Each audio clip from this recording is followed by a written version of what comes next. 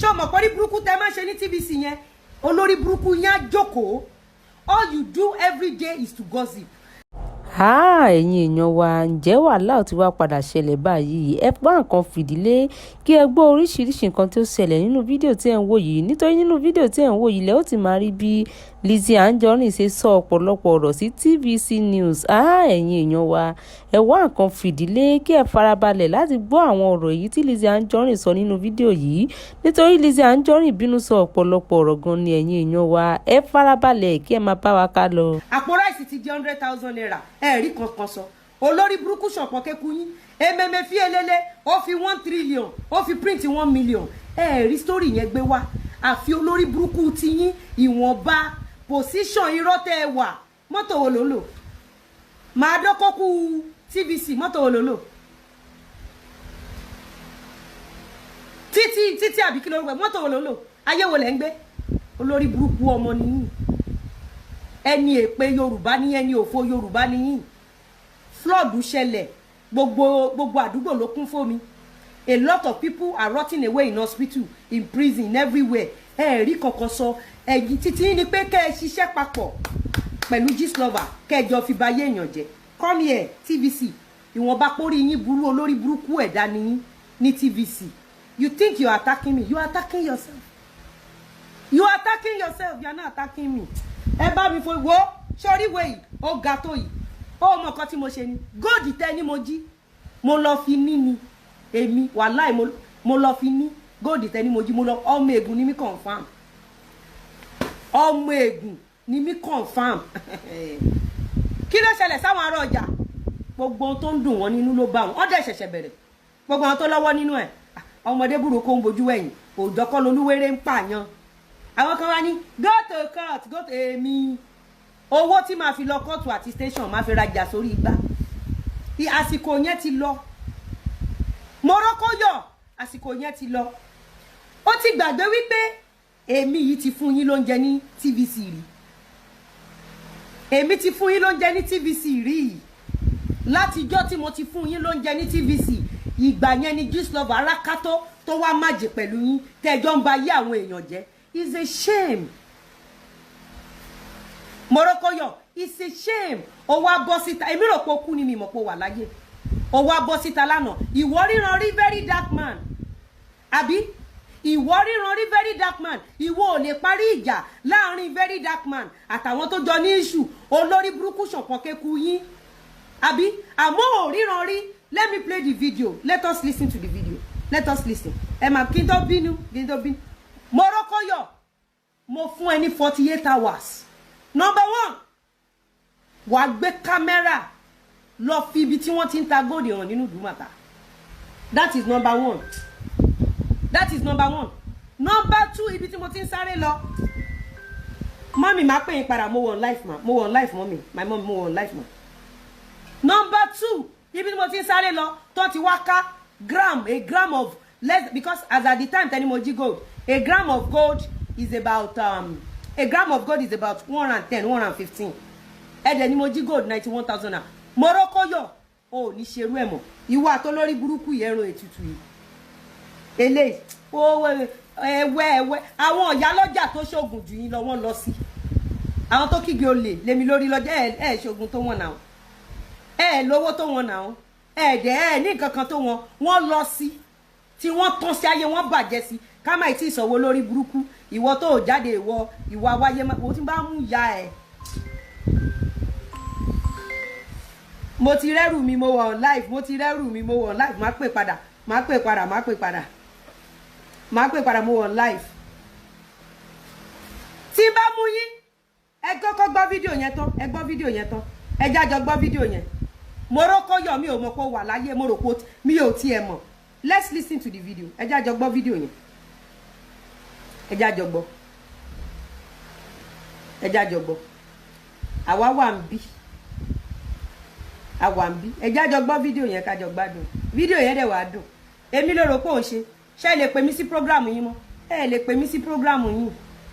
Ṣé lè wo àwọn kan wà ẹ lè pè wọ́n sí program. TVC is gone.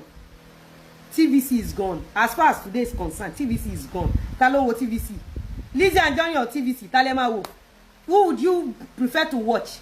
Kò sẹ́ni tó ń wo TVC àwọn tí ò níṣẹ́ lọ́wọ́ ló ń wo TVC now. Ẹ máa bọ̀ ẹ wá wo fídíò wọn.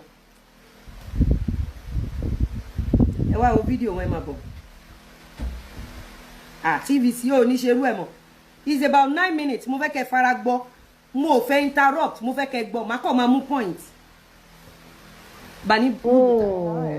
Listen, let's get it out there. Yeah. I've been complimenting TT all morning because she looks exceptional. And I said, should I use the word I used? No. I thought it was a good word. Don't put it out there. The internet never... Olórí burúkú tí ò fọjọ́ kan ṣiṣẹ́ owó rí. Wá jẹ́ burúkú yàyà sín. Listen to it. I love the short hair, short dark hair, and the dress just complimenting. Trying something different. Yeah, nice. When for you look good too. Thank you. Ẹ máa gbọ́. Torí àwọn olórí burúkú kan sọ pé èèyàn kan ò mọ̀ pa ẹ̀. Tí bá post nǹkan tó bá page mi máa ń ẹ lé pé kí ló kàn mí. Are you telling me the MD or the manager or they don't have people that will go through their topic? Tí Gistlover àti TVC ò bá jọ pa wọ́pọ̀ set me up nínú Dumata. Àbí? Àwọn ọmọ Yibo, look at àwọn ọmọ Yibo. All of them was like, that woman is too big than stealing 91K. Gistlover, this one is weak. Àwọn ọmọ Yibo sọ bẹ́ẹ̀. You all saw it now. You saw how Yibo people stood for me now. You saw ẹ̀yin Yoruba ẹ̀yin lẹ ń bàjẹ́ bàjẹ́ anybody. You all saw how Yibo people stood for me now. Very dark man. You saw that guy came out now. I don't know him. Maybe it's Igbo or that. I don't know. We call all of them. Only Bobo cannot buy. Go and watch all the Igbo. They stood for me. All of them was like, do you know the words of that woman? But àwọn olórí burúkú eléyìí. Títílayọ̀. Ó ṣẹ̀sìn yẹ́ fojú sunkún ọmọ. Lọ bèrè ayé lọ́wọ́ Dorcas. Lọ bèrè ayé lọ́wọ́ Adébísí oníwárápá. Ó wá Nàìjíríà ó wá ṣoògùn. Iwájú lè ro bèrò. Wo bí wo mi. Màá ṣó ẹ. Ìwọ kẹ́ ó kéré. Okay. And when la fin come again, you bullied me for very long time. You never supported my business. You never supported me in this harsh economy. I did not want to leave Nigeria. I did not japa. I am here hustling. O wa fe ni mi la orun ani lara titi. Ìwà tí Morocco yo. Orun ani yin la gbogbo ẹ̀yin tẹ́ ń ṣiṣẹ́ ní TVC. Orun ani yin lára. Àwọn tó nílé ayé ani yin lára. Wo má ṣe bẹ̀bẹ̀ fún yín. Let's see, Emma ọmọ lórí burúkú. Okay. We have an interesting story, don't we? Yes, we do. Well, in fact, I don't even think it's a story. I think it's something a lot of people have been through before when it comes to these online transactions. Emma Bo. Oh, yes. I got a story. Now, when it comes to online transactions, whether it's POS, whether it's transfer, whether it's, even just going to the ATM machine. Hold on, ní sin ọmọ. Ní sin bí ọmọ, ní sin ọmọ, ní sin orí burúkú mọ́mọ. Sínsìn kò ń ṣe sínsìn ni mo mí ni o. Pé tẹ́ bá ń sin ọmọ yín, tẹ́ bá ń re ọmọ yín, ojú ò ní tì yín. Ní re ọmọ yín mọ́ orí burúkú bí ìyá Títí ṣe re orí burúkú mọ́mọ tiẹ̀. Ní re orí burúkú mọ́mọ yín bí ìyá Títí àti Morocco yọ bó ṣe sin orí burúkú. You don't know these people are bitter. Mo ń bọ̀. Ẹ jẹ́ kí n sáré, mo ń bọ̀ o. Mo ń bọ̀. Ẹ jẹ́ kí n sáré, mo fẹ́ pin ní nọ́mbà in case táwọn èèyàn bá fẹ́ ra aṣọ. Mọ̀ pé èmi kí lélẹ́yìn send sí mi torí Ọlọ́run.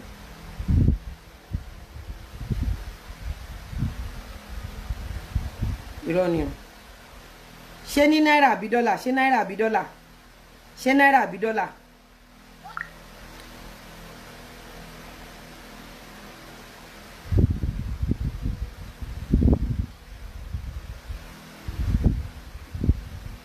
Mo ń bọ̀ ẹjọ́. Ẹ jẹ́ kí ẹ mọ̀ pé èmi ò ráyè ẹjọ́. Èmi ò ráyè ẹjọ́ rárá. Mo wá ṣe business mi.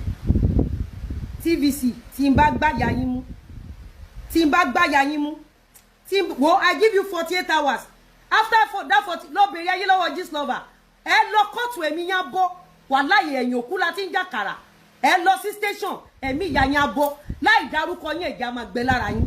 Ẹ máa sweat inú AC. Mo ń bọ̀ o. Ẹ jẹ́ kí n ṣe kíní. Èmi lẹ́ni lára tí mi ò jápa. Èmi ọmọ ọlọ́mọ. Mọ ọdún tí mo fi gbé long completed building.